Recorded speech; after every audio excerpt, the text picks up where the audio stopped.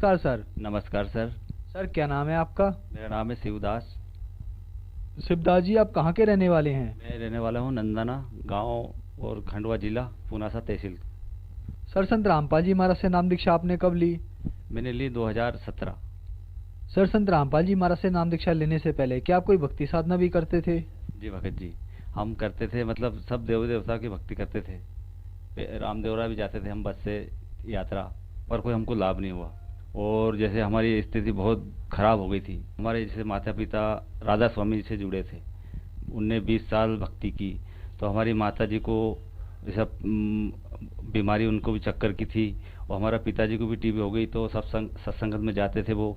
तो हम बोलते थे भैया तुम जैसे सत्संगत में जा रहे हो तो गुरु जी से प्रार्थना करो, तो वो बोलते भैया हम तो सब कर रहे हैं वहाँ। उनका नाम भी उनके जपते थे, खूब भक्ति करते थे, वो हर हमेशा जाते थे, उनके कोई लाभ नहीं हुआ। सर, आपने बताया कि आप देवी देवताओं की पूजा करते थे और आपके माता पिता 20 साल से राधा स्वामी पंथ से जुड़े थे, जो कि बहुत परेशान थे, आप लोग भी बहुत परेशान थे।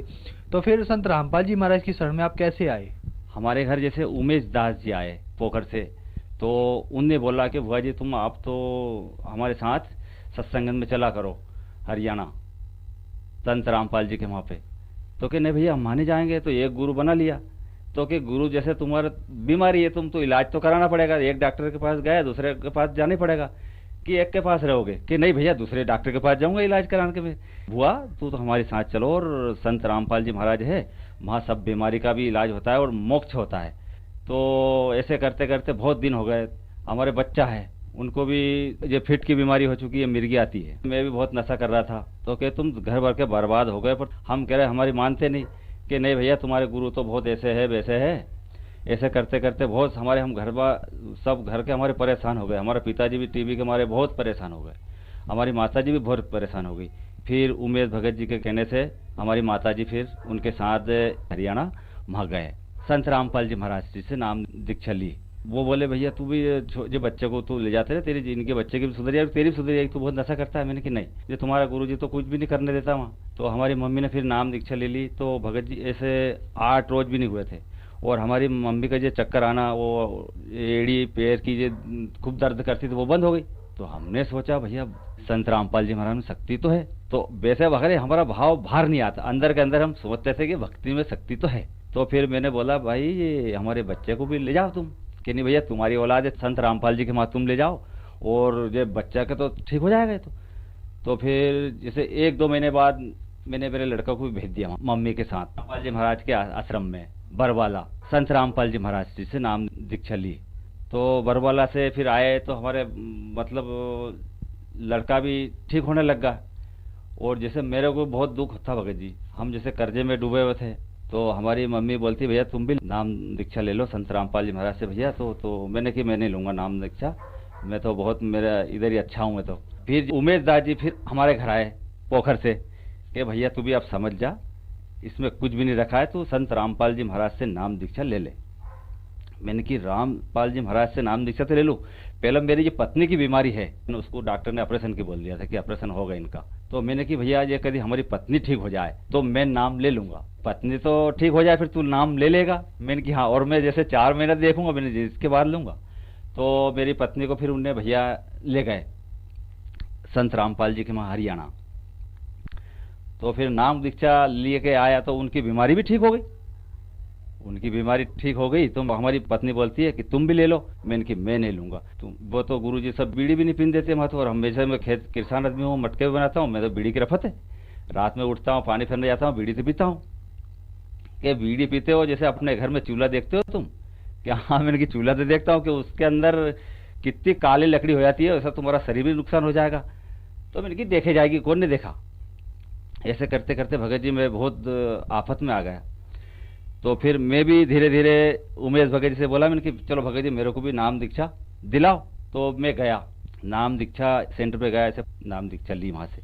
सर, संत रामपाल जी महाराज से नाम दीक्षा लेने के बाद आपको क्या क्या लाभ प्राप्त हुए? बहुत लाभ हुआ। जैसे कर्जा माथे था, संत रामपाल जी के महाराज की भक्ति से हम सबका देना लेना सब हो गया, तो वो भी लाभ हुआ। जिसके बाद में हम जैसे भक्ति करने लग गए संत रामपाल जी महाराज की सब घर के, तो हमारे जैसे समाज वाले बहुत करने लग गए, भैया अब तो संत रामपाल जी के महाराज ही हो गए, ये तो जी दूसरे के पास जाते भी नहीं है, संत रामपाल जी महाराज भगवान हो गए। मैंने तो मैं बोलता था भैया कि हमारा तो भगवान रामपाल जी महाराज जी है भैया। तो ऐसे सर जी जैसे हमने पानी का होल पहले ही लगवा लिया था, तो वो सूखा चलेगा 2 होल, तो हमने मटके ढक दिया, मटके ऊपर उसके होल के ऊपर सूखे बोर पे। तो जैसे एक पीछे हमारा कुआं है भाई का, तो उसमें से हम मोटर डाल दी कि मोटर डाल दे तू इसमें से पानी पिया कर। अब ऐसा हमने नाम ले लिया, विरोध हो गया।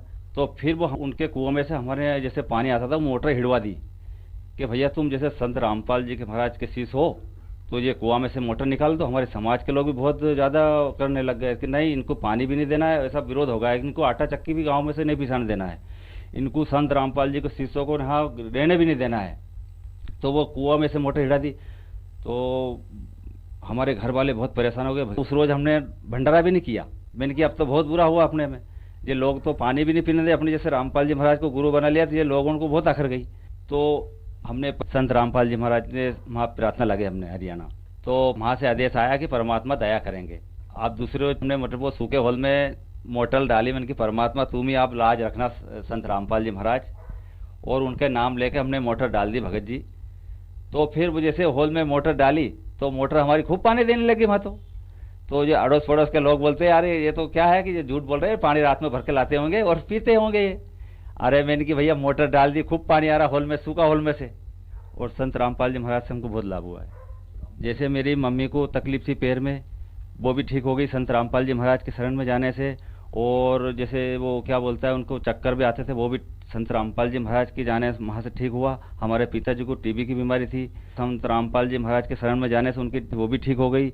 मेरे बच्चे को जैसे मिर्गी आती थी, फिट की बीमारी थी, वो भी ठीक हो गई। मेरी पत्नी को जैसे ऑपरेशन के बोला था, उनके बच्चेदानी में मतलब ऐसा सड़ाव लगा तो वो बीमारी थी उनको, वो भी आज संत रामपाल जी महाराज के शरण में जाने से ठीक हो गया। मेरी मम्मी को थायराइड की बीमारी थी, शुगर थी, 20 साल से बीमार थी, पर संत रामपाल जी महाराज के शरण में आने से वो बीमारी भी ठीक हो गई। और नशा खूब करता था मैं, खाना पीना, मांस मछली बहुत, मैं तो समझोगे सांड की तरह चढ़ता था। संत रामपाल जी महाराज के शरण में जाने से मेरे वो सब नशा सब मुक्त हो गया।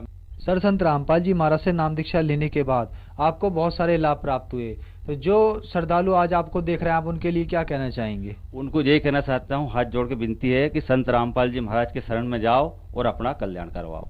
सर, संत रामपाल जी महाराज की शरण में कैसे जा सकते हैं? जैसे अपने टीवी पे 7:30 बजे साधना चैनल है, उस पर पट्टी आती है, उस पर सब लिखा होता है कि कहाँ नामदान स्थल है, और अपना जहाँ भी नामदान स्थल है वहाँ से संत रामपाल जी महाराज से नाम दीक्षा ले सकते हैं।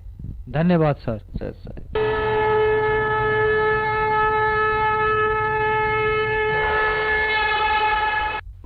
आप सुन रहे थे जगत गुरु तत्वदर्शी संत रामपाल जी महाराज के मंगल प्रवचन। अधिक जानकारी के लिए संपर्क करें 8222 880 541 8222 880 542 8222 880 543 8222 880 544। हमारी वेबसाइट है www.jagatgururampalji.org।